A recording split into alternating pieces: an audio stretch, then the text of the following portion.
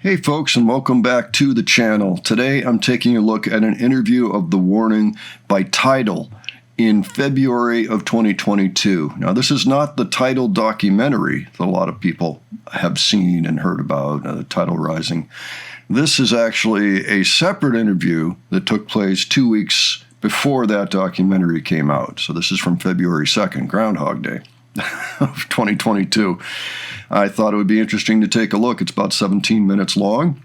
I just figured it would be an interesting thing to watch, since this is just before they get back on the road for real for the first time. So, after the pandemic. So, if you're not already subscribed, just know I'm always looking at non-music content over here that regards bands that are touring today. If that interests you, please subscribe so you won't miss anything. Okay? Let's go ahead and check this out. Hi. Hello. Hey girls, how are you all? We're good. Thank you. Thank you for inviting us. Hi everyone. We're so excited to have you guys on. I would like to start this off by just having you guys introduce yourselves. Who are you, one by one, and what do you do for the band? Okay, so we're The Warning. I am Pau. I am the drummer of the band. I'm Dani. I'm the guitar player and lead singer of the band. Hi, I am Ale, and I am the bass player of the band. And we're sisters! In case you didn't know. You guys got that good sibling magic going on, We're for getting sure. the whole origin story here, I bet. So I guess we'll start this off. You guys are super young already, but this is already your third album. So how long have you guys been at this? I think we're going for 8 years now. Shut up. Okay, that's insane. We started playing when we were very young, but as a band, we started playing together in 2013. So you're almost veterans at this point. I wouldn't call it that. Definitely not. But Well, I mean, it feels we weird. love doing this. Yes. So it's super exciting for us to come out with new music. And our third album now is called Mayday. Mayday. Woo! So go listen to it if you haven't already. And we're super excited because there's still another half that's about to come out eventually. Awesome. So, since you guys got... Yeah, for those confused, of course, the Mayday EP is what came out October of 2021. So it's a fairly new release at this point. I think Ever came out a few months after this, maybe June. I should really know the exact date at this point. I don't. But yeah, it was still a ways off. Such an early start. Like, what's one thing that you wish you knew before, like, getting into the industry or just about music in general? Social media. Definitely. I mean, we did start with social media. We got our start as a band because On YouTube. we made an entertainment cover that went viral on YouTube, and that really launched our careers. But just like, if we had all the knowledge that we have now of what we have to do as musicians, because you start out and you think like, I just need to play and write music and put it out, and that's it. But it's so much more nowadays. Yeah. So Oh, yeah. having that knowledge would have been awesome. So those that are new to The Warning, of course, they are a perfect case study for how to launch yourself as a band in this day and age. Social media is a key part of it, for sure. Building up your fan base first is the way to go. So in the Rising doc, which is premiering live right now on Tidal, so if you guys are watching, check out the documentary right after this interview. In the documentary, you guys said, sometimes it was challenging sticking with the music, because you're so young and you have other interests and hobbies at the time, maybe. Okay, so the documentary did exist. Or what, helped keep you guys on track? Just was not our yet. parents. Or maybe like each other as well, because if we were alone, maybe it would have been harder. But as we were doing it together, I feel like that There's a sense of responsibility with the people that you're working with. So, but definitely our parents really supported us since the beginning. But they also pretty much kept us focused in what we're doing now. Because they knew it was hard, and for girls that age, we're trying to Of course. new stuff all the time. So it was just okay, but if you really want this, you have to continue. Be disciplined. Yes. Yeah. Pau, I know you said in the documentary that no one wanted to teach you how to drum. Yes. You have to go to several instructors until finally you found a lady that believed in you. Tell me about her. Okay, so I started my parents found that I had really good coordination because of the video game, the Rock Band. And my dad was like, oh, let's get you in lessons. And I was like, yeah, let's do that. And no one wanted to give me lessons because I was a child and I'm also really short. So I couldn't even reach anything. But I couldn't reach the drums or the pedals. It was just really funny. But my first teacher, he was always very kind. And he saw the potential that I had and the coordination that I had. And he really inspired me to keep doing what I do today because he really taught me this love for this instrument. Yeah, totally. That's awesome. Very nice. So what are like some of the hobbies you guys have outside of music? Like, tell me the randomest thing that you guys do for fun. Watch anime. We play a lot of video games. I think we're kind of nerds in that sense. But we play a lot of video games. We read a lot. We read comics. Yeah.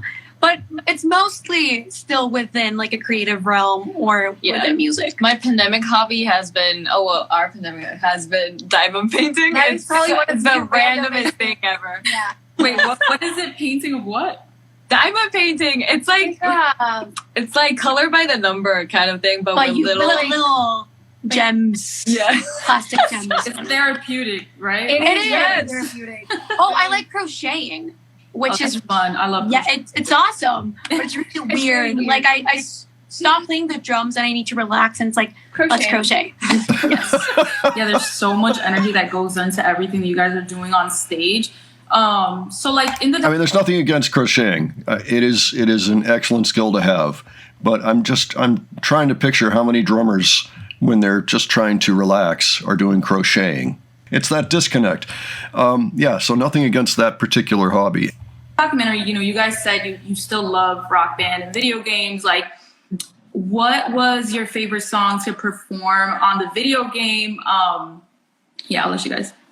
Eye of the Tiger. Yeah, that was my challenge. All right. I was just like, y'all have to get it. Yeah. I really liked one, and I think it was.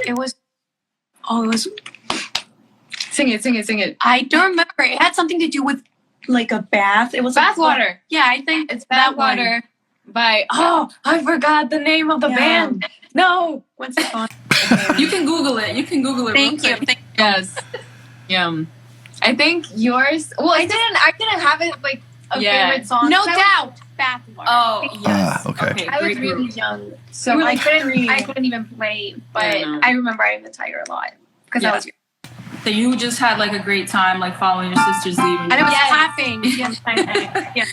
Awesome. So, is there like anyone or like a particular group that you like look up to still? Like, who are your rock idols? Muse is a big one. The Foo Fighters are also a Fighters. big one, which, fun fact, we're about to open for them in Mexico City. Wow. We're very excited about that. And but also a lot of like classic rock. We grew up listening to Queen, Pink Floyd, AC/DC. And Nice. basically everything that our parents grew up with, we really look up to like all those musicians and that era in music in general. So your We know they like Elton John too, and some Billy Joel. That's right. They opened for the Foo Fighters, and it was 10 days later that the Foo Fighters drummer passed away, Taylor Hawkins. Anyway, just putting context into these interviews. That was a tough one. parents, you would say, like influence your taste in music? Oh, definitely. Yes. I Were feel they like like both rockers? Like, our parents, I don't know if they will be like stereotypical rockers, but they like music in general. But rock was always playing, but it was a weird combo between like classical music and like children's music and rock. Nice. You can actually hear that they probably also enjoyed classical music just in the choices they made. I mean, Queen is actually a fairly progressive band, as are Pink Floyd to some degree. I mean, there's a certain, it goes beyond your basic Louis chords. There's usually a lot more going on, again, with the Elton Johns and sometimes you can just kind of guess that they've probably also listened to some classical music as well. And of course, we know the sisters did. Nice little mix. so it's a nice, like, eclectic mix. Yes. Yeah, definitely. Awesome. So, like, have any of your favorite artists reached out to you guys and, like, acknowledged your music? Yes. Share that story, please. I know your fans would, like, love to hear it. Ooh, I'm trying to think. Because when we went viral with our cover, like Enter Salmon. Enter Salmon, right? like they were got a shout very, out from Kirk. Kirk Hammett. yeah, And and then I got a shout out for Muse with my Hysteria cover. Yeah. And then Lizzie Hale. Lizzie Hale. Oh, I've gotten shout outs from Olivia Rodrigo and Willow Smith, which is cool. And I'm also a great fan of them. And but I feel like the biggest moment for us with like someone we really admired was last year with Metallica's Blacklist album. Yeah. Metallica invited us to participate, and we did a cover or version of Enter Salmon with Alessia Cara. And I feel like that's the epitome of That's like such an honor. titles. Yeah, Yes. it's such an honor. We got to meet Alessia. She's the sweetest person ever. Yeah, and it was just a really cool situation overall. Yes. Yeah. That's really great. So like, who are like some artists that you guys have your eyes on now that you would love to like collab with? Like, is it Paramore? Like, I think she's doing a good job as an interviewer, but I do notice, I mean, the questions kind of abruptly change. Like, there's not a lot of follow-up on what they say. And anybody who's looking to take up interviewing, that's a good thing to do, is kind of help them continue the thought a little bit past the question and then move on to the next question.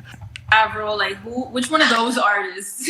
Oh my God. All of those? Of course, But yeah. honestly, Paramore would be really cool. Avril as well. Willow Smith would be Maneskin. cool. Maneskin. That'd be awesome. That'd be so Honestly, we love working with other people. So whatever comes up, we would be Muse. honored. Yes. Shooting for the moon. Yeah, Yes. we're just like, yeah, everything's fine.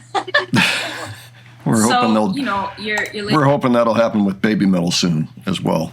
latest album, Mayday. It's 6 tracks long. All the titles are in caps. I noticed you guys are like really intentional about like the storyline in all of your albums. So, what was the reason for like the Sure. short condensed album for Mayday?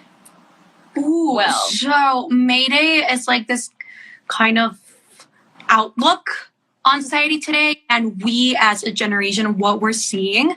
Because I feel like some of her past albums have been more from a storytelling point of view, but I feel like this one encapsulates more of what we think or what we're seeing or what we're feeling. And this is only the first half of what we did. Yeah. And No, also Mayday was like a little pandemic baby. Like we recorded it all in 2020. So having just half of it out, we're just like waiting for the right moment to just like. Is there a part 2? Is that what you're saying? yes, Big time. we entered the studio in 2020. We went to New Jersey for 3 months to record this Where album. in Jersey? Because I'm from Jersey. Oh wait! It was what? Clifton? I forgot. It's the. We need to know. We need to know. No It's idea. I have it on the Northern. Clifton. There you go. Wow. That's what I okay, thought. Yeah, it's close by. Okay, yes, Like, yes. it's where it's at. I love that you remembered it. 'Cause I really don't. We moved from different studios. Yeah. Because it was pandemic, we had like 5 different studios Yeah. where we Right. worked at. It was different places. Yeah, so we were in different areas in New But we Jersey. were in Clifton. But it was the longest time we had been away from home. But we recorded 12 songs. Wow. It's So going the to be next one is 6 tracks as well. exactly. Yes. Perhaps this is before the record company turned around and said, we need one more track. And that's how Breathe ended up on the end of Error. So what's like your favorite studio to record in? Like currently? Well, we don't know that many, but in Jersey, I went to 5. yes, I really liked The first one we were in, but Iwi. Iwi. It is what it is. That was a nice studio. What's it called? It is what it is, but in short, Iwi. Shout out. Iwi. I hope they're watching. Yes. Good studio. Fun time. Acronyms, I tell So you. for Mayday, your latest album, you guys in the documentary, another reminder to fans, it's live now in app, so check it out right after this. You guys said you were finally able to translate your energy from your live performances into this recording. So like, I'd love to understand that more. Like, what do you guys mean by that? Okay. Why is it important? Oh, I feel like rock, it's all about energy. Mm-hmm. And there are different types and levels of it within the genre. But I feel like the music that we play is just very energetic. And in the past albums and our past songs, we feel that it hasn't been translated correctly when recording, and that we always sound better live. That was her thing. Yeah. That it was a very different experience listening to our albums and then watching this live. And I still think it is. But I feel like we really captured that energy with these recordings. And it was just it was a different process while we were recording it. So I feel like we did capture that. Thanks. And our producer, David Bendez, really got that idea. Like when we described it to him, he's like, I get it. I know what you're looking for. So we worked really well as a team in that sense and got the greatest outcome. Honestly, we're super proud of it. Yes. So what was that process like? Okay, first of all, a couple of things I want to mention is, yes, okay, so the documentary is out, they say, on the app. So apparently it was available, and then it became available 2 weeks after this dropped on the 16th of February on YouTube. So that's what happened. So it was already out there. So this was also partially in promotion to the actual Tidal Rising documentary, which makes perfect sense. That dovetails very nicely. As for their recording the albums, the two before, of course, Queen of the Murder Scene is entirely fantasy and blood, so it's a story. And it's a concept album. And I would agree with them that those songs live a lot better live than they do on the record. It's interesting that they said that there. I think the same is true of the songs on 21st Century Blood. Like, they sound good. There's nothing wrong with them, but they always sound better live. And then when you get to Error, this is the one album that I think got recorded really well and actually did give a sense of what it's going to sound like live. They still sound better live, but the gap is closer, between the studio and the live albums. As for Keep Me Fed, I think it was kind of a backslide there. And part of that is because there was no time really allotted to making the album. It was all slotted in, in places that were not always convenient, I think. And, just the whole process of finding new songwriters, looking for the right producer and all of that. I mean, it worked out. They got a good album, but those songs are invariably much better live. And I'm hoping that with this new album, they will get closer results to Error in terms of this, a smaller gap between listening to the album and hearing them live. We shall see. How were you able to finally achieve that? And I'm sure your fans love that, and it's a special treat because honestly, there's nothing like being able to watch your favorite artist live. So when it's packaged up into an album for them, I'm sure that's very special for them. What was the process like? It was different, and I feel like we were just really adamant with perfection, but not like machine-like perfection. A human perfection.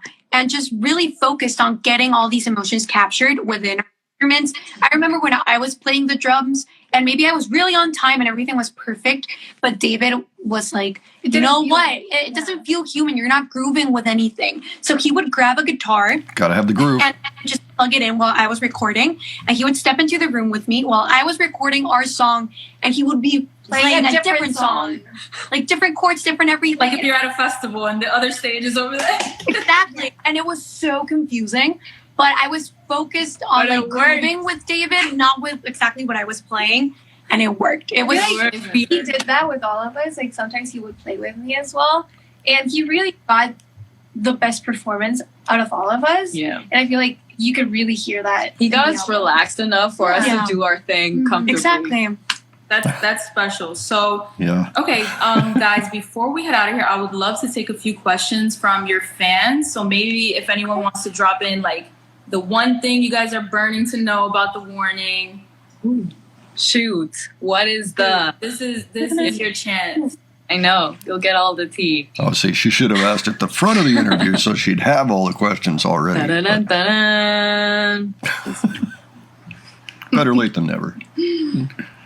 Questions we think they'll answer. How about that? Exactly. Oh, yeah. Okay. Yeah. Yep. No advance too. Okay, favorite place you've been on tour?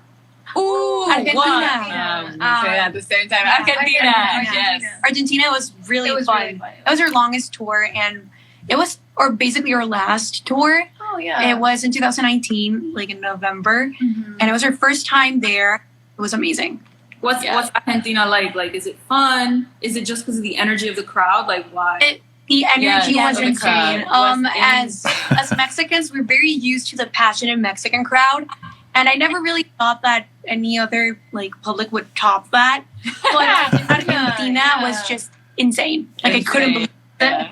It's an insane amount of adrenaline that they give you back. It's like it's a very big and we're about to go on tour again. Not to Argentina, but we have a North American tour that starts in April, so we're super excited about that. Yeah, so called the Mayday tour. Go check out the dates. We're very excited to be visiting. We can see you there. Sitting near you. Okay, so we have a number of clips from their Argentinian tour over on the other channel. I've got a few interviews here from their being in Argentina, in case you're curious. I'll try to leave some of this in the cards. And as for the American tour that followed, we have done complete shows from that early 2022 time period that they were in North America. There's at least 2 complete shows from May, I believe. So check that out as well. Yeah, both times were excellent times to see and hear the band. Another question, the Warning fan page. Favorite song to record and play live? Oh, to record and play live. Those are 2 aspects. Who's cheating? Like live, I'd say Evolve. Evolve was really fun. Even though we played it one time. We played it one time. But to record, really Z. Well, no, that was not fun for me. That was really hard for me. C was really frustrating as well. For me as well. I'd say Animosity was really fun for me to record because it was my first time recording with a pick. So yeah, Disciple was really fun. Well, no, it wasn't fun. But I felt really proud after recording it because I have these snare buildups that I really had to perfect Mayday, for the recording. Awesome. Yeah. Okay, guys, so before we get out of here, I just want to thank you guys so much for joining us. Love the album. So we'll just have fans check out the documentary. It's live right now in-app, The Warning Rising documentary on Tidal. Any final thoughts, ladies? Well, first of all, thank you for your time. Thanks everyone for being here. Go check out our Rising documentary. Thank you. There we go. My English fails out. Spanglish, I feel but please go check it out. It's live on the Tidal app. And thank you so much for all the support and the love. Go listen to our EP Mayday and go check out our tour date. Yes. Woo! On tour, maybe. Bye, Thank girls. you so much. Bye. You. Bye. See ya. Well, that was really quite nice to see that. I now have a better idea of how the Tidal Rising documentary was marketed. I don't hear about it that often these days. Do you use Tidal? Why don't you let me know in the comments below? I would be interested just to know how many people are actually using that app these days. This is, of course, from 3.5 years ago. Amazing to think that, actually, but it is. We didn't get a whole lot of new information in there necessarily, except for, how Tidal marketed this particular documentary, which is worth seeing. We did look at that, too, on the other channel. That was one of the first things we looked at, I believe, for The Warning. That was great. They did a good job on that one. This was much more informal. So yeah, in terms of Enter Sandman, if you haven't heard their redo of Enter Sandman with Alessia Cara, completely different song in a lot of ways, go check it out. It is a highlight of their careers, I would have to say. They have so many, but pretty amazing stuff. So folks, why don't you let me know what you thought of this, if you saw it at the time, or if it passed you by, if you learned anything from it. If there's any little details in there that were new to you or that you think that I missed, please leave those below. And of course, if you have any suggestions for me for future episodes, leave those below as well. And if you enjoyed this video, please give it a like. And if you enjoyed the presentation, please subscribe. All right. Thanks so much for joining me today. I will catch you on the next one. Take care, folks.